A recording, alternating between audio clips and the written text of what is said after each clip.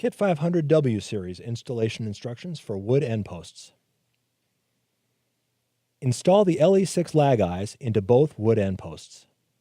Install the tensioning end first with the adjust-a-body with threaded eye tensioner by attaching the eye to the lag eye with the supplied SC6 screw. Screw the lock nut all the way down onto the 2-inch long threaded end of the bolt.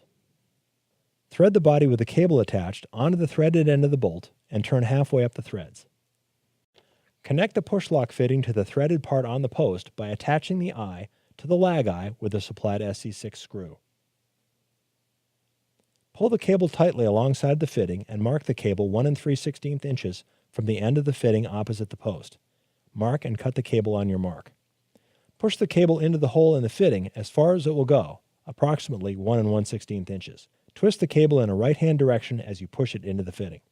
Go to the other end and tension the cable by holding it to prevent the cable from turning while you turn the adjust-a-body with a 7/16 inch open-end wrench.